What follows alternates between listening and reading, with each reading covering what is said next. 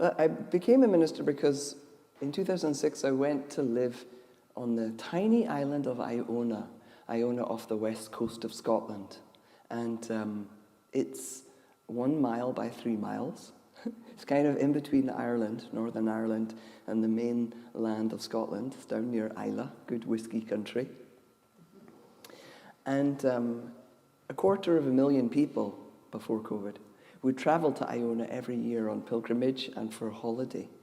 Why would so many people go to this tiny island in the middle of nowhere? Well, it's very famous because it's where Christianity arrived in Scotland with a guy called Columba in the year 563. So it's a pilgrimage site.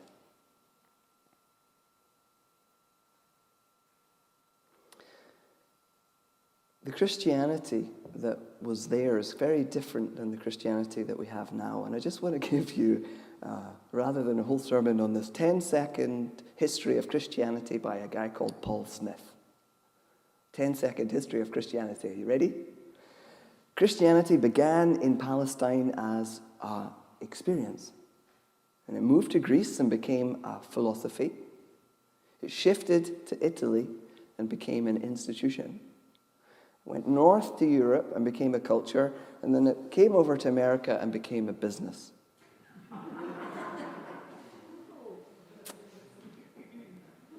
So there was something very special about the Christianity that Columba brought with him from Ireland. And what was special about it was outside of the control of the Roman Empire. It was much closer to the original movement. It was definitely grassroots, and it was very informed by the desert elders, desert fathers and mothers, who were the early Christians that when the Romans got their hands on Christianity, they were like, woof, we're going into the desert, we're getting out of here. It was those desert monks that really influenced the Irish monks. Anyway, we're talking about Brigid today, so enough about the Irish monks. So this flavor of Christianity that the monks brought with them had the teachings and the spirit of Christ and the stories of Jesus, but it kind of fused with the Druid earth-based religion that was already in Ireland and Scotland, in the Celtic lands, and it developed its own flavor. And a characteristic very important to Celtic Christianity is that they understood the sanctity of creation. Think St. Francis here. And when the Christianity arrived, it didn't colonize, it didn't obliterate the old. There's lots of wonderful stories about Columba, the monk, and the Druids meeting and having competitions to command the weather and the Loch Ness Monster. And also who was more able to heal the sick. It was more like competitions than it was a crusade. And Brigid demonstrates perfectly this balance between what was before the earth-based and the Christian loving-kindness light that Simeon sang of. Now, I'm bringing it up because we live at a critical juncture in time. A lot is changing very, very quickly.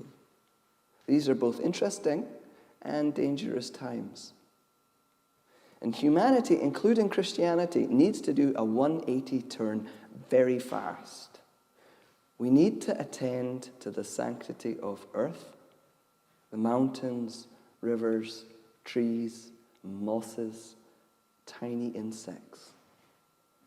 We need to witness them and recognize their sovereignty and sanctity. We give personhood to corporations, but not to rivers. We must attend to all life and the incredibly intricate web of life that we all share. Now, Christianity's got a problem because, unfortunately, the predominant teaching came out of Rome. I'm going to Rome bash a little bit today. Came out of Rome was that spirit is good and matter is bad. The flesh cannot be trusted. Our bodies, this earth, are empty without spirit, which is everything, including people. That's why you need to be baptized to get the blessing in, because the body, the child itself, is not holy. Now, this teaching of spirit and matter being separate has had terrible consequences, from the Crusades, the doctrine of discoveries that fueled colonization, systematic attempted genocide, the condoning on enslavement of black bodies. So much harm came out of the fact that matter is sinful and spirit is everything. The Celtic Church teaches us that God is in every child and that Christ shines out from every stone, not just every human face, from every mountain and stone and creature. All life breathes together. Now, we know this scientifically now. We know that the trees and us are in a relationship as we breathe and they breathe. All life breathes together. And humans are at this juncture in time when we've become aware of the fact that we are harming creation. Climate chaos and the awareness of our human exploitation of people as well as things are helping us wake up both to injustice and the inner sanctity of our lives. Celtic spirituality can really help us here. There's a teacher called John Philip Newell. I opened with his prayer earlier. Here's what he says. We have forgotten who we are, and we have fallen out of true relationship with the earth and with one another. Thus, the path to well-being is not about becoming something other than ourselves or about acquiring our spiritual knowledge that is essentially foreign to us. It's about waking up to a knowledge that is deep in the very fabric of our being. And Brigid is a great teacher for us here. So let me tell you a bit more about her. In the Celtic Christian liturgical year, we are approaching the feast of Imbolc, which is the time when Brigid, both saint and goddess, is celebrated, February 1st, 2nd. It's a time that is neither winter nor spring.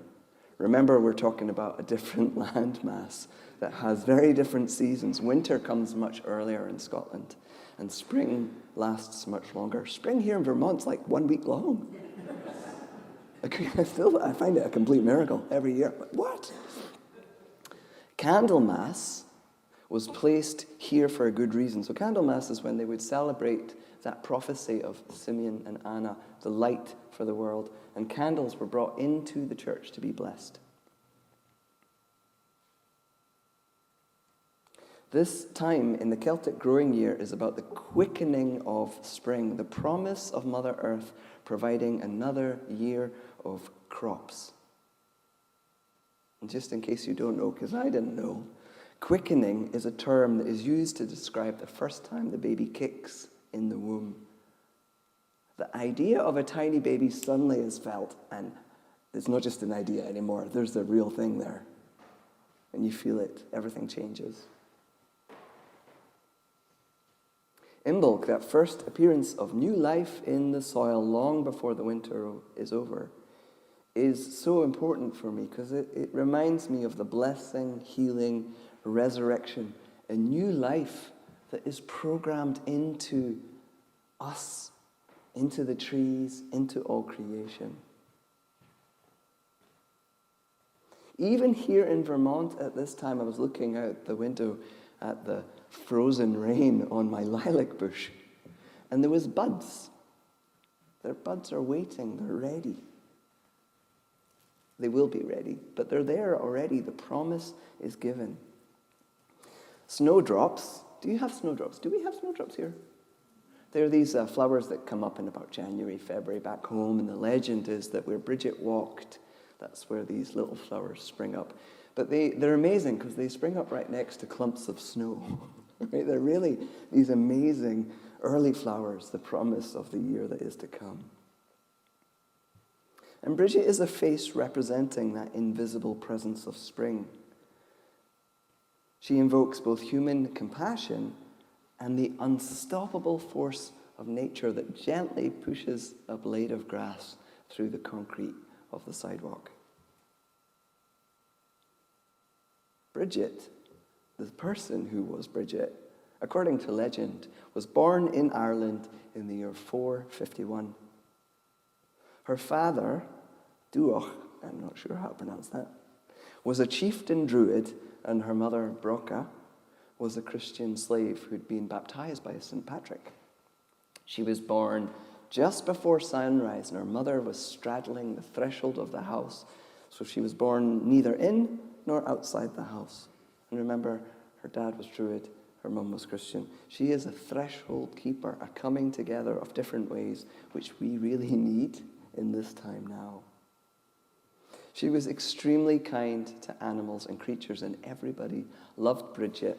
The historians think that if it wasn't for Brigid, Christianity would never have taken root in Ireland. So many lovely stories about her. Here's one.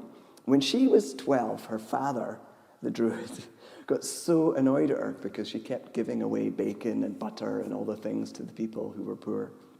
And whenever she gave them away, they'd recreate themselves in the kitchen. But anyway, he was so annoyed at her that he took her to the king of Leinster and tried to sell her as a slave to the king. But while her dad was upstairs talking to the king, a beggar comes to Brigid and says, I'm hungry.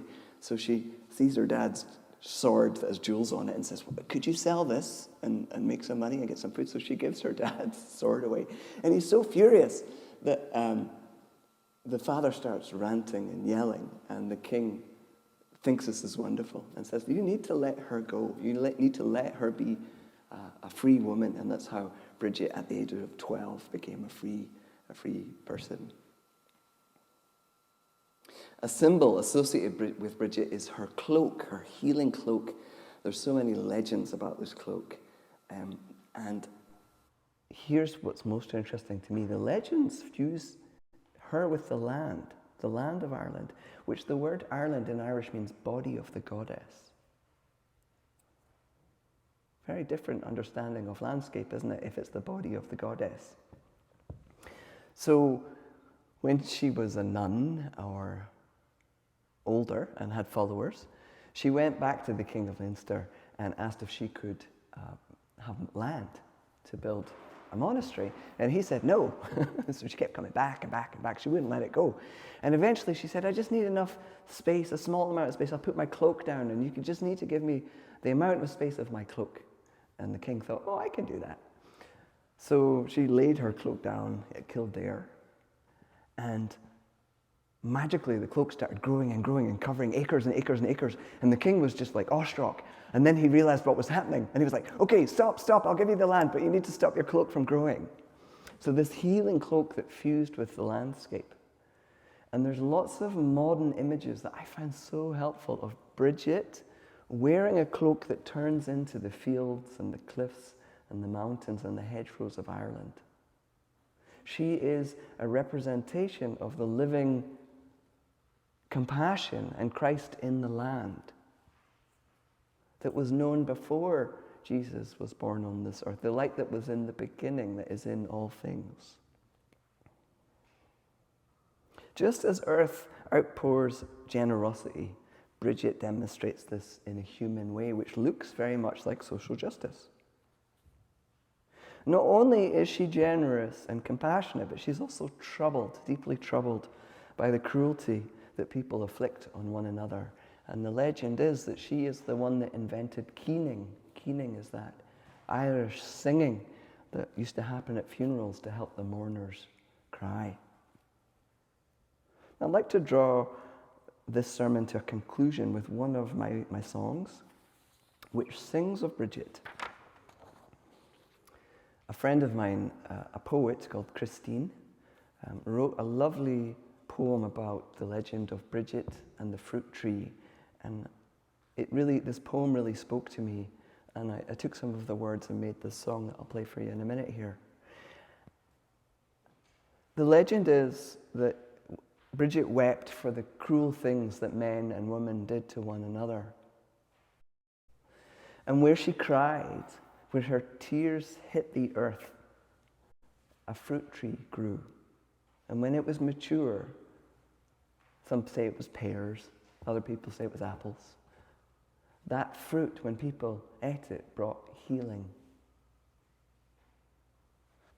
And I love this story because the fruit tree demonstrates that our grief for the world, our sorrow are not wasted.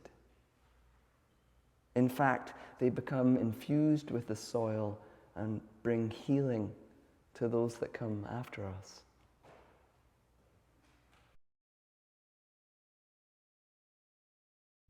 Beloved maiden, sweet Brigid, you are the spring and new life for this world. Men may defile you, woman may banish you, but you cannot be removed from the soil.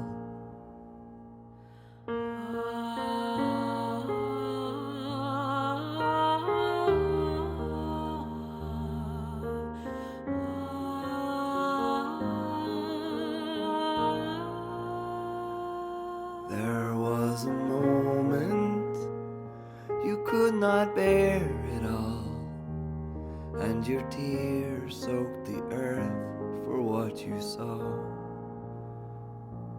And on that hallowed ground there grew a fruit tree, with Eden's fruit brought to light through your tears.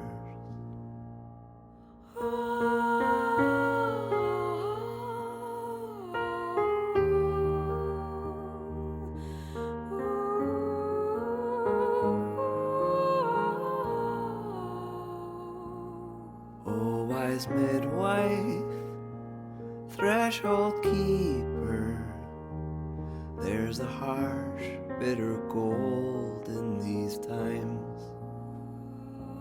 But in your tender heart there lives a beauty.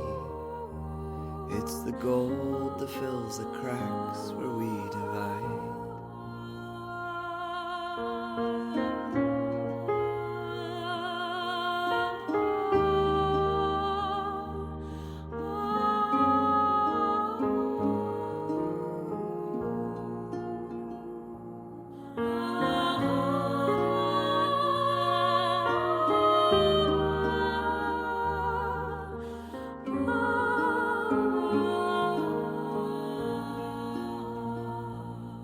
Beloved maiden, sweet Brigid, you are the spring and new life in my veins. Men may defile you, woman may banish you, but you cannot be removed from the soil.